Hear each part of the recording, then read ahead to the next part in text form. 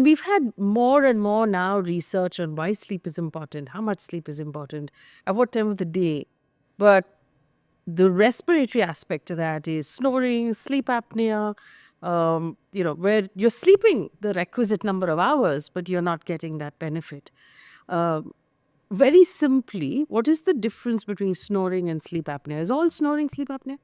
What happens during snoring is that the breathing passage gets narrowed over here. So the tongue during sleep falls back, the uvula falls back. As one relaxes in sleep, they compromise the breathing passage. We all know that when air passes through a narrow space, like in a whistle, Yes. depending on what is there, that will vibrate. And that vibration makes a sound. So the uvula and the upper pharynx vibrate, creating the sound of snoring. So yes, snoring is the first thing. Not all snoring will have sleep apnea. How do we know that this individual has sleep apnea? There are some clinical indicators. So when the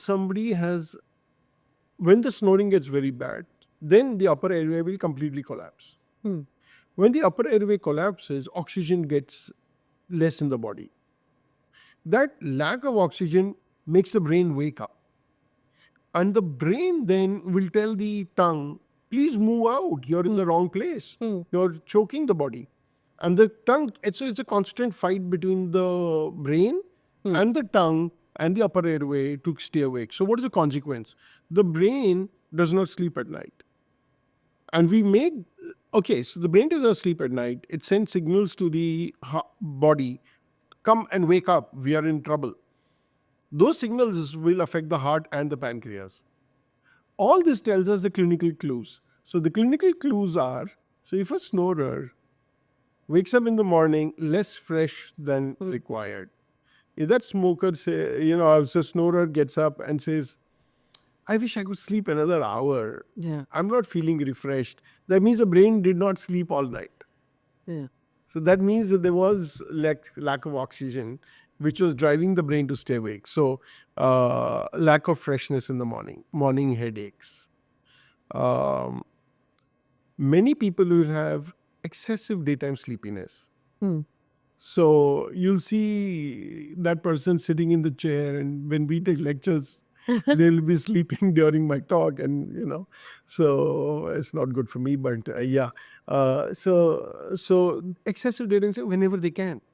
So if somebody is driving, many of the executives are in a car, the driver is driving, they've had 8 hours sleep, they should be sitting fresh, but they're all dozing.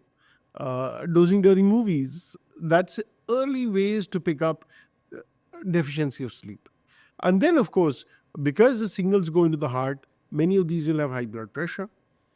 Many of them will have early diabetes. So younger individual who is probably overweight, is snoring, or also now develops blood pressure and diabetes, those are warning signs that maybe that snoring is actually also choking, which is obstruction during sleep, resulting in no breathing, which is apnea.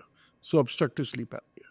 So then you know that this person. So what wakefulness? What is the solution? What is the treatment? Okay. So Once you've noticed that, okay, this individual has all of these symptoms, what happens next?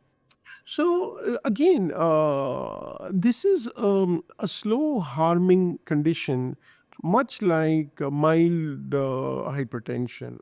So people don't feel any negative effects for a long time, unless it really gets. So I've had people who drive and sleep, right? So that's why That's dangerous. internationally, every pilot is supposed to have a sleep study because you don't want them dozing in your flight. Every train driver, people of I think truckers, so all of them are supposed to have it. So what happens? So this is what happens. You do a sleep study. A sleep study will tell us whether there is what is the number of choking events in an hour. Less than 5 is normal, 5 to 15 is mild, 15 to 30 is moderate, and more than 30 sleeping events is severe. So once we know where the person lies, from mild to moderate, you can do, just change in sleep posture, weight loss, avoid sedatives, and you may get away with it, and then repeat it after 6 months or a year. When it gets to moderate to severe, especially if the person also has diabetes or blood pressure, then we're going to say the shortcut of treatment is use a CPAP machine. So that just puts air under pressure, opens up the airway immediately. It's a pneumatic splint. Problem solved in a moment. In the longer term, it's going to be exercise, weight loss. So you mentioned weight loss twice. Is snoring caused completely by weight gain?